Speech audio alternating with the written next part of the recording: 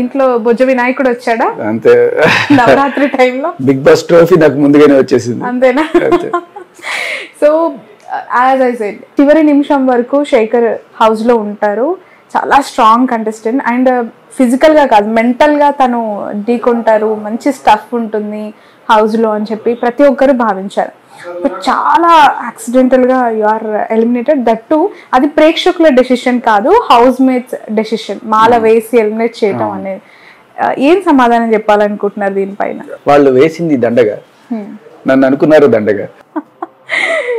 ప్రేక్షకుల తప్పు లేదు, బిగ్ బాస్ తప్పు కూడా లేదు, అలానే కంటెస్టెంట్స్ తప్పు కూడా మనం పట్టడానికి లేదు. ఎందుకంటే ముందు రోజు ఆ రోజు నేను కొంచెం ఫిజికల్గా కూడా కొంచెం డల్ అవుతూ ఉన్నాను because of my food diet, protein లేకపోవడం వల్ల.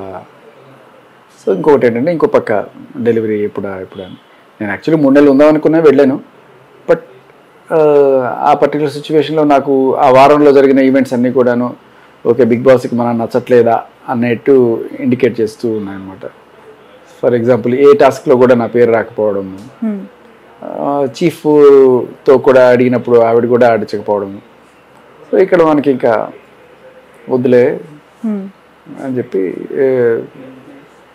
అలాగే డల్ కూడా అయిపోతున్నాం కదా, ఇంకా ఎందుకు బయటకు వచ్చేద్దాం. బిగ్ బాస్ కి వెళ్ళక ముందు what is your mind set అండి? ఆ కాల్ వచ్చిన తర్వాత లేదంటే వస్తుందని ఎక్స్పెక్ట్ చేయడం కానీ ఆ ట్రావెల్ ఎలా జరిగింది అసలు?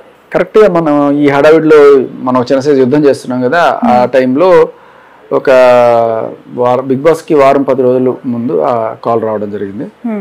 కరెక్ట్గా అంటే ఒక 8-9 డేస్ ముందు అనుకుంటా. ఆ టైంలో కాల్ వచ్చింది, ఇంటర్వ్యూకి రమ్మని చెప్పారు. వెళ్ళాను, మాట్లాడారు, చెప్పా ఇట్లా మీకేమన్నా చెప్పాలనుకునే ఉన్నాయా అంటే చెప్పాను. ఇట్లా ఒకటే ప్రాబ్లం అండి, ఒకటి కాదు 2 ప్రాబ్లమ్స్ అండి. ఒకటి ఏంటంటే నేను ప్యూర్ వెజిటేరియన్, ఇంకోటి మా ఆవిడ ఈజ్ ఎక్స్పెక్టింగ్ నెక్స్ట్ మంత్. కరెక్ట్గా అప్పుడు August last week, September 2nd వీక్లో ఉండొచ్చు మోస్ట్లీ అని చెప్పాను నేను. ఏంటి నాకేమైనా ఒక రోజైనా ఇస్తారా వెళ్ళి రావడానికి అని అడిగాను. కుదరదు అన్నారు. సరే మీరైనా తీసుకొస్తారా అని అడిగాను. వీళ్ళు ట్రై అన్నారు. సో అది ఇంక తర్వాత మీకు ఏమైనా బీపీలు షుగర్లు ఉన్నాయా అంటే అటువంటివి ఏం లేవు బై గాడ్స్ గ్రేస్. అదే చెప్పా, నాకు ఒకటి concern because I'm a pure vegan. నాకు విటమిన్స్ కొన్నిసార్లు అంటే వెజిటేరియన్స్కి ఈ B12 విటమిన్ డెఫిషియన్సీ ఉంటుంది అండ్ ప్రోటీన్ కూడా సరిగ్గా ఉండదు కాబట్టి సో ఈ 2 యూ షుడ్ అలౌ అంటే అయ్యో దట్స్ నాట్ ఎ ప్రాబ్లం అన్నారు. మరి అలా చెప్పి వాళ్ళు ఆ మాట మీద నిలబడలేదు. 1 వీక్ అయిపోయిన తర్వాత ప్రోటీన్ పౌడర్లు తీసేసుకోవడం and at the same time కనీసం సరే నాకు పన్నీర్ ఇష్టం లేకపోయినా పన్నీర్ అయినా దీన్ని బతికేవాడిని, అది కూడా లేకుండే. ఇంకా ఇక్కడ మనకి మనం 2-3 సార్లు అడిగాను బిగ్ బాస్ని, ఇట్లా కష్టంగా ఉంది కొంచెం, పొద్దున పూట కళ్ళు తిరుగుతున్నాయి పంపించండి, పంపించలేదు. ఇష్టం లేదేమో, ఇష్టం లేని ఇంట్లో ఎట్లా ఉంటాం? ఇప్పుడు మన టాలెంట్ నచ్చి అట్టే పెట్టుకోవాలనుకుంటే వాళ్ళకి ఏదో ఒకటి చేస్తారు. ఇప్పుడు ప్రేరణ ఉంది, ఆవిడ సడన్ గా టవల్ ఏదో ప్రాబ్లం అయింది, ఆదిత్య వాడేసాడు నా టవల్, నాకు వేరే టవల్ కావాలంటే ఇమ్మీడియట్ గా 1/2 గంటలో టవల్ వచ్చేసింది. అంటే ఆయన పంపిస్తారు, బిగ్ బాస్ పంపిస్తారు, స్టోర్ రూమ్ లోకి పంపిస్తారు, స్టోర్ రూమ్ లోకి వెళ్ళి తీసుకుంటుంది. సరే ఓకే ఆవిడకి పంపించారు కదా నాకు కూడా పంపిస్తారేమో నేను అడిగా, 2 రోజులు రాలా. అంటే దేనిని కన్సిడర్ చేస్తున్నారు? అందాన్ని చేస్తారా, టాలెంట్ ని చేస్తారా, లేదంటే యాక్టివ్ గా ఉండే బాడీస్ అంటే ఐ మీన్ వెరీ టవల్ పంపించడానికి? మరి అంతే కదా, అంటే పాప అమ్మాయిలు అని చెప్పి వాళ్ళు ఫస్ట్ ప్రిఫరెన్స్ ఇస్తారేమో. ఓకే ఈ అబ్బాయిలు అంటే స్నానం చేయకపోయినా పర్లేదు బతుకుతాడులే అని చెప్పి అందరి విషయంలో అలానే ఉంటుందా? అలాగే ఉంటుందేమో అని కొంతమంది ఆఫ్ జెండర్ కొంతమంది కంటెస్టెంట్స్ తో బయటకు వచ్చిన వాళ్ళతో మాట్లాడడం జరిగింది. నేను అలాగే ఉంటుంది భయ, మగాళ్ళని పెద్ద పట్టించుకోరు. వెళ్ళే ముందు మాట్లాడలేదా మీరు? వచ్చిన తర్వాత మాట్లాడారు. ఓకే, ప్రతి సీజన్ కి సంబంధించి యాజ్ ఆర్జేగా హోస్ట్ గా మీరు చాలా మందిని ఇంటర్వ్యూస్ చేస్తుంటారు. ఆఫ్టర్ సీజన్ ఇంటర్వ్యూస్ చేయలేదు, వెళ్ళే కంటెస్టెంట్స్ లో కొంతమంది నా ఫ్రెండ్స్ ఉండే, వాళ్ళని చీర్ చేయడం, వాళ్ళు వెళ్ళిన తర్వాత వాళ్ళ కోసం వీడియోలు పెట్టడం, ఇలాంటివి చేస్తున్నాను. తర్వాత లాస్ట్ ఇయర్ ఒరే ఎంతసేపు మీరు వెళ్తారా, మమ్మల్ని పంపించరా, మమ్మల్ని కూడా పంపించండి రా ఏదో ఒకటి చేసి అని చెప్పి కూడా అడిగాను నేను. సో వాళ్ళు చెప్పినంత మాత్రం తీసుకోరు, వాళ్ళకి అనిపించాలి. అందుకని లాస్ట్ ఇయర్ ఆల్మోస్ట్ ఇంటర్వ్యూ అయింది, బట్ సమ్హౌ మెటీరియలైజ్ అవ్వాలా. ఈసారి అయింది. శేఖర్ గారు, బయట మనం టీవీలో బిగ్ బాస్ సీజన్ స్టార్ట్ అవ్వగానే నచ్చిన వాళ్ళు చూస్తుంటారు, నచ్చని వాళ్ళు జస్ట్ అవాయిడ్. బట్ మీకు బిగ్ బాస్ ఎలా సెట్ అవుతుంది అనుకున్నారు? ఏ ఆస్పెక్ట్స్ సెట్ అవ్వడం దీని గురించి నేను ఆలోచించాల. అంటే you are very silent and కొంత నాన్ కాంట్రవర్షియల్ పర్సన్ అండ్ ఫిజికల్గా మెంటల్గా నేను ఐఎమ్ వెరీ యాక్టివ్ అండి. అంటే చాలా టాస్క్లకు సంబంధించి అవన్నీ బాగా టాస్క్లు బాగా ఆడతాను, మాస్క్లు వేసుకోను. సో నేను బిగ్ బాస్కి వెళ్ళడానికి అసలు కారణం చెప్తా. Okay, Bigg Boss is the biggest platform. నేను 18 సంవత్సరాలు రేడియోలో టీవీలో కనబడిన దానికన్నా 2 వారాలు దీంట్లో కనబడిన మైలేజ్ చాలా ఎక్కువ ఉంది. సో అది నాకు వెళ్ళిన తర్వాత తెలిసింది. బట్ వెళ్ళక ముందు కూడా అంత ఎక్స్పెక్ట్ చేయకపోయినా I know for sure Bigg Boss is very big. So అలాంటి ప్లాట్ఫామ్ అవకాశం వచ్చినప్పుడు వెళ్ళాలి అనేది కోరిక. బట్ నాకున్న సిచ్యువేషన్ మా ఆవిడని అడిగి సరే తను మొత్తానికి వెళ్ళు అని చెప్పి అడిగింది, వెళ్ళాను. దానికి కారణం కూడా చెప్తారు. అంటే బిగ్ బాస్లో ఈ కాంట్రవర్సీలు, రాజకీయాలు ఏవైనా ఉన్నాయండి. అక్కడికి వెళ్ళి మనకున్న ఒక యూనిక్ టాలెంట్ని చూపించుకుంటే ప్రపంచానికి ఇది శేఖర్ భాష అంటే అని తెలియాలి.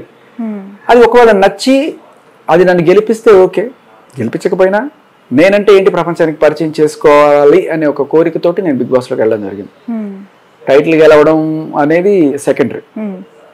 సరదాగా అక్కడ ఉన్న జర్నీ ఎంజాయ్ చేయాలి. అండ్ నాకు వాళ్ళతో వెళ్తే అదే పనికి పొలాలు పెట్టుకోవడం అలాంటివి ఏమి ఉండదు. మేబీ ఫ్యూచర్లో అదే చేయాల్సి వచ్చిన పరిస్థితి కల్పిస్తారు బిగ్ బాస్ ఎట్లాగో.